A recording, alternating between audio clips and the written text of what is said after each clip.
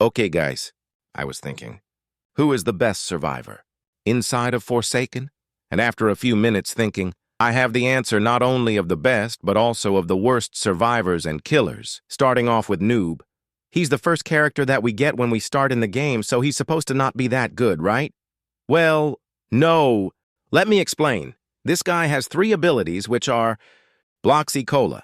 When Noob drinks his Bloxy Cola, he gains speed 1 for 10 seconds, taking a period of 2 to 3 seconds to drink the Bloxy Cola. Slate Skin Potion. Noob will drink his Slate Skin Potion, which makes him invincible for a period of 6 seconds, but makes him slower in the same period of time. After the effect ends, he will receive speed 2 for 2 seconds. 3. Ghost Burger. Noob will eat his Ghost Burger, which makes him invisible for a period of 10 seconds. When he's eating the Ghost Burger, he will not be able to sprint. This guy is a beast at last man standing and at surviving and juking killers. Nevertheless, his abilities sometimes are pretty useless and not that good. So I'm going to put this dangerous man where he belongs. A tier is perfect for Noob. The next survivor we are going to talk about is Shedletsky. Well known for missing each slash he can... This guy has 2 abilities, which are the following. Number 1, Slash.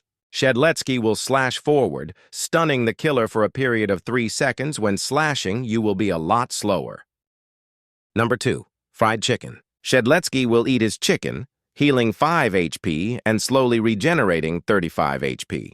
And even thought he's a good character, his slashes take a load of time to hit, and if the killer has a good reaction time, then Shedletsky is pretty much not that perfect. Let's give him a B tier. Good sentinel, but sometimes predictable, yeah. The next character we are going to talk about is my boy Elliot, also known for being the most focused survivor in the game. His abilities are, number 1, Pizza Throw. Elliot will throw his pizza. Whoever grabs it gets 35 HP. When another player grabs the pizza, Elliot will be able to use his second ability. Number 2, Rush Hour. When a survivor eats the pizza, Elliot will be able to use this ability, which will give him speed 3 for a period of 3 seconds. Elliot always starts with 1 charge of this ability. Okay, so he's a healer and has a lot of good abilities, so he should be OP, right? Good guess. But even thought he is a good character, he always gets focused due to his healing abilities. He is most likely useless when he needs to defend himself, unless he has his second ability ready. Elliot deserves a B tier. He's good, but the focus makes him hard to play, to be honest. The next survivor in our list is Two Time, which is one of the best survivors in the game, and I'll tell you why. So them has 3 abilities, which are, number 1, Sacrificial Dagger. Two Time will stab his dagger forward. If them stabs the killer from behind, the killer will be stunned for a period of 4 seconds, just like Azure. Number 2, Crouch. Two Time will crouch, giving them undetectable and invisibility. Unlike 007 and 7 and Noob, Two Time doesn't get any buffs in Last Man Standing. Two Time can combine Crouch and Dagger to move more. Number 3, Ritual. 2 Time will stab the floor with his dagger just like Azure. When them earns his second life, them will spawn in there. You earn your second life when you backstab the killer twice or stab him in the front thrice. If them is the last survivor, them will automatically spawn where them placed his ability with 110 HP. The only tiny problem I have with Two Time is that John Doe can place his trap in his spawn point, which makes it a little bit hard, but if you hide your ritual well, that shouldn't be a problem. Two Time is a pretty good option. Them has pretty good abilities and needs a huge nerf dude. Congratulations, I guess. Our next character is Guest 1337, a pretty op character that is meant to defend others. His abilities are the next. Number 1, Block. Guest will block, giving him resistance V. Upon successfully blocking the killer's attack, he will gain speed I for 3 seconds, and he will be able to use his third ability. The killer's movement will be reduced for a tiny period of time. Number 2, Charge. Guest will charge trying to hit the killer. If he hits the killer, he will gain resistance V for 1 second, and the killer will be knocked back and his abilities will be locked for 1.25 seconds. If Guest misses his charge, he will gain slowness for a determined period of time. Number 3. Punch. Guest will punch forward. If he hits the killer will be stunned for 2 seconds. If he hits the killer 3 seconds before blocking, it would count as a parry and the killer will be stunned for 3 seconds. So he has 3 abilities that look very good in AWP. So he should be S tier, no? Well, not exactly. He takes even longer time to hit than Shedletsky. And if the killer predicts your block, better pray because you may be dead. Also a pretty good option to buy, but not as good as 2-time. So I'll put this strong, always guy in A tier because he deserves it. The next character that we are going to talk about is 007, which is one of the best survivors inside of Forsaken if you know how to use him. He has 3 abilities which are 1. Clone.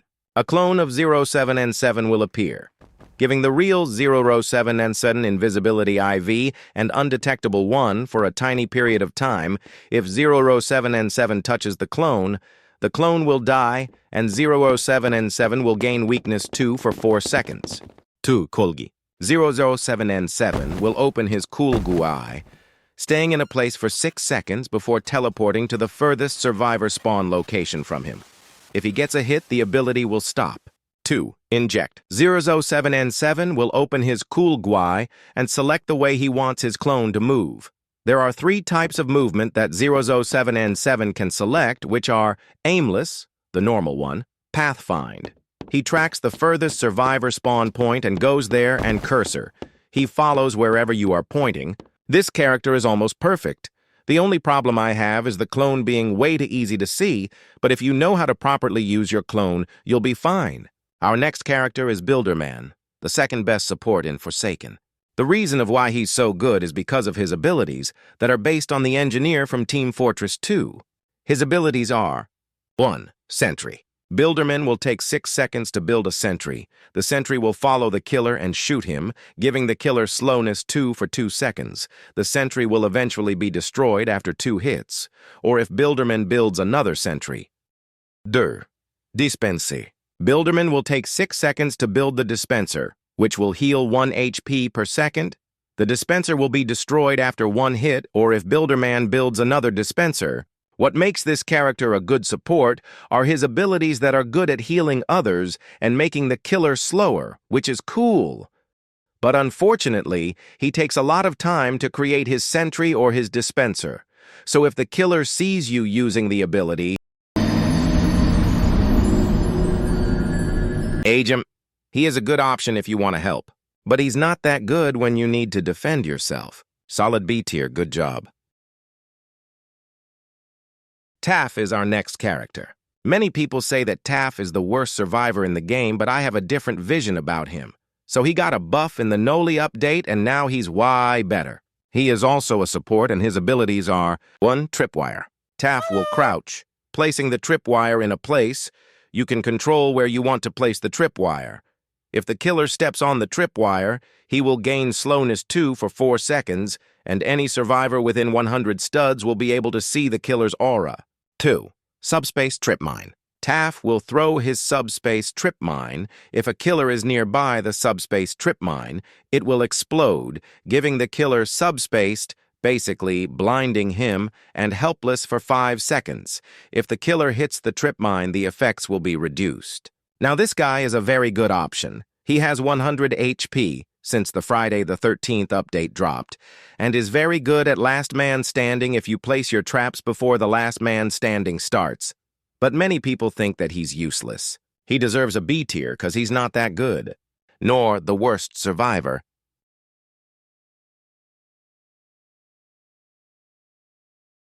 Our next character is Dusekar. But let's be real for a moment, this dude always gets focused. And whenever I'm shielding someone, they just run to me like if I was a sugar apple in stock. Anyways, let's jump straight into his abilities. 1. Spawn Protection. Dusekar will shield another survivor, giving the survivor resistance 4 for 8 seconds. Before breaking, the ability will break after 8 seconds, or if Dusekar cancels it. 2. Plasma Beam. Dusekar will spin his staff for 2 seconds before shooting his plasma beam. If he hits a survivor with plasma beam, the survivor will gain speed 1 for 4 seconds, and if he hits the killer will gain slowness 2 for 4 seconds. Pretty good support, right? Yeah, but the focus makes him hard to play. Unless you have a good distance from the killer, you have a 90% chance of dying.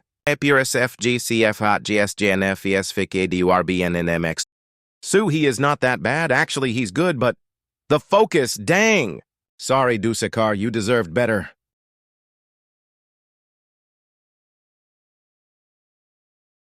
Chance, you complicate my life. This guy is known for his beautiful gun that always explodes. His abilities are: on coin flip. Chance will flip his coin. Upon landing on heads, he will gain a charge for his other abilities. If not, he will gain a stack of weakness. The charge for the abilities has a limit of 3, but the weakness has no limits. 2. Shoot. After you get 1 good coin flip, you will receive a charge for this ability which will shoot with a chance of 25% of not working, 25% of exploding, and a 50% of shooting. If you have more charges for the ability, the probabilities of working will be better. 3. Reroll. Chance will do a reroll, which will change his base HP for a new one. You will have 1 charge for this ability after 1 good coin flip, and it can variate from 65 HP to 130 HP. Fiat Fix. Chance will move his hat, removing his ability charges, and also the weakness he obtained. You will need 3 charges for this ability. My problem with Chance is the fact that he's luck-based. A good example is the gun. That whatever you do, it has a change of exploding. But if you wait until you have 3 charges, you may be fine. Maybe. He's either the hardest character to play as or the easiest. Okay, maybe A tier is good for him since you still have a chance even with bad luck. So, every character shines in his own way. This video was made with the purpose of helping the new players to select a character to main. That's it for today. See you soon.